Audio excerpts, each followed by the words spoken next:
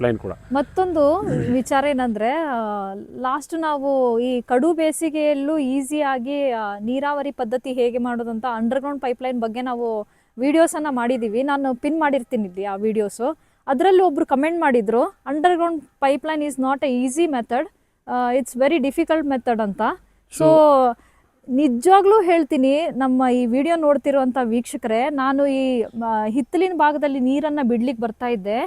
ಇವಾಗ underground pipeline ಆಗಿದೆ, ಇದು ಪ್ರತಿಯೊಂದು ಅಂಡರ್ಗ್ರೌಂಡ್ ಪೈಪ್ಲೈನ್ ಆಗಿದೆ.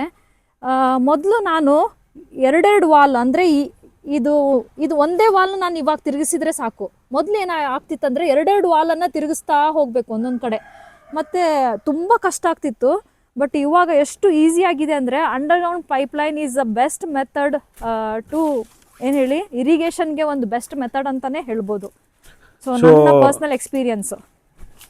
ನೀವು ಅನೇಕರು ಹೇಳ್ಬೋದು ಅಂಡರ್ಗ್ರೌಂಡ್ ನೀವು ವಿಡಿಯೋದಲ್ಲಿ ನಾವು ತೋರ್ಸಾಗ ಯಾರೋ ಹೇಳಿದ್ರೆ ಎಂಬುದಾಗಿ ಹೇಳಿದ್ರಿ ನೀವು ಇವಾಗ underground pipeline is not a best option ಅಂತ. ಸೊ ನಾವು ರೈತರೆಲ್ಲ ಈಸಿ ಮೆಥಡ್ ನೋಡೋರಾಗಿದ್ದೀವಿ. ಸೊ ನಮಗೆ ಈಸಿಯಾಗಿ ಏನಾಗುತ್ತೆ ಅದನ್ನು ಮಾಡಿ ಬಿಟ್ಬಿಡ್ತೀವಿ.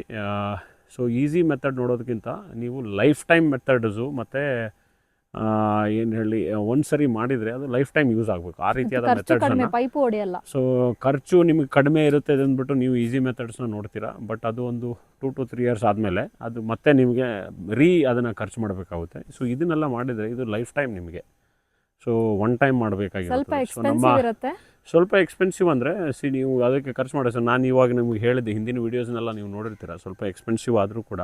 ಸೊ ಇಯರ್ಲಿ ನಮಗೆ ನೀವು ಇವಾಗ ನೋಡ್ತಾ ಇರ್ಬೋದು, ನಾವು ಇಲ್ಲಿ ಮೇಲೆ ಎಲ್ಲಿ ಕಾಣ್ತಾ ಇದೆ ಅಲ್ಲೆಲ್ಲ HDP ಪೈಪ್ ಹಾಕಿ ಬಿಟ್ಟಿದ್ದೀವಿ. ಯಾಕೆಂದರೆ ಇಲ್ಲಿ ನಾವು ಮಿಷನ್ನು ಗ್ರಾಸ್ ಕಟಿಂಗ್ ಮಾಡುವಾಗ ಮಿಷನ್ ಇದಕ್ಕೆ ತಾಗಿದರೂ ಕೂಡ ನಮ್ಮ PVC ಪೈಪಿಗೆ ರೋಪ್ ಬಂತಾಗಲ್ಲ. ಈ HDP ಪೈಪಿಗೆ ತಾಗ್ಬಿಟ್ಟು ನಮ್ಮ PVC ಪೈಪಿಗೆ ಯಾವುದೇ ರೀತಿಯಾದ ಎಫೆಕ್ಟ್ ಆಗದೇ ಇರೋದಕ್ಕೆ ಸೊ ನಾವು ಹೊರಗಡೆ ಕಾಣ್ತಾ ಇರುವಂಥ ಎಲ್ಲ ವಾಲಿಗೂ ಪೈಪ್ಸಿಗೆಲ್ಲ HDP ಪೈಪ್ ಹಾಕಿದ್ದೀವಿ. ಸೊ ಅದಕ್ಕೆ ರೋಪ್ ಬಂದು HDP ಪೈಪಿಗೆ ಟಚ್ ಆದರೂ ಕೂಡ ನಮ್ಮ PVC ಪೈಪಿಗೆ ಯಾವುದೇ ರೀತಿಯಾದ ಹಾರ್ಮ್ಸ್ ಆಗಲ್ಲ.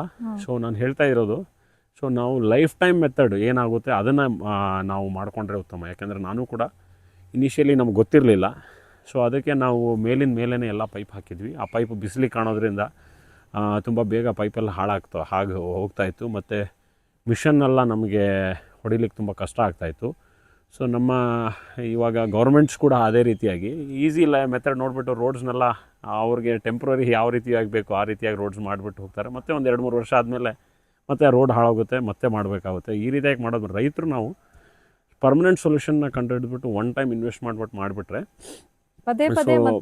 ಮಾಡಬೇಕಾಗಿರೋದಿಲ್ಲ. ಇದು ಲೈಫ್ ಟೈಮ್ ನಿಮಗೆ ಏನೂ ಆಗಲ್ಲ. ಮತ್ತು ವಾಲು ಕೂಡ ತಿರುಗಿಸೋ ತುಂಬ ಈಸಿ ಆಗಿರುತ್ತದೆ. ಸೊ ನೀವು ಮೇಲೆ ಇದ್ದರೆ ವಾಲ್ಸ್ ಎಲ್ಲ ಹಾಳಾಗಿ ಹೋಗುತ್ತದೆ. ಸೊ ಇದೆಲ್ಲ ಯಾವ ರೀತಿಯಾಗಿ ಏನಾದರೂ ಹಾಳಾದರೂ ಮೇಲೆ ಹಾಳಾದರೆ ನಿಮಗೆ ಈಸಿಯಾಗಿ ವರ್ಕ್ ಮಾಡ್ಕೊಂಡ್ಬಿಟ್ಟು ಅದನ್ನ ಕೆಲಸ ಮಾಡ್ಕೋಬೋದು.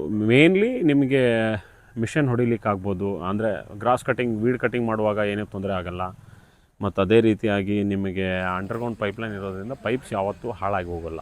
So ಮಣ್ಣಲ್ಲಿರೋದ್ರಿಂದ pipe. ಸೊ ಇದ್ರ ಬಗ್ಗೆ ಏನೇ ಡೌಟ್ಸ್ ಬಂದರೂ ನೀವು ಕ್ಲಿಯರ್ ಮಾಡ್ತೀರಲ್ಲ? ಖಂಡಿತವಾಗ್ಲೂ ನಮಗೆ ತಿಳಿದಷ್ಟು ನಾನು ಖಂಡಿತವಾಗ್ಲೂ ನಿಮಗೆ ಸೊ ಕಮೆಂಟಲ್ಲಿ ತಿಳಿಸಿ. ನಿಮ್ಗೆ ಏನೇ ಡೌಟ್ಸ್ ನಾನು ಹಿಂದಿನ ವಿಡಿಯೋದಲ್ಲಿ ಹೇಳಿದ್ದೆ, ನಿಮ್ಗೆ 1 ಎಕರೆ ಪೈಪ್ಲೈನ್ ಮಾಡಲಿಕ್ಕೆ ಪೈಪು ಎಕ್ಸ್ಪೆನ್ಸಸ್ ಎಲ್ಲ ಸೇರಿಬಿಟ್ಟು 45,000 ರಿಂದ 48,000 ರೂಪಾಯಿ ಒಳಗಡೆ ಖಂಡಿತವಾಗ್ಲೂ ಮುಗಿಯುತ್ತೆ. ಓಕೆ.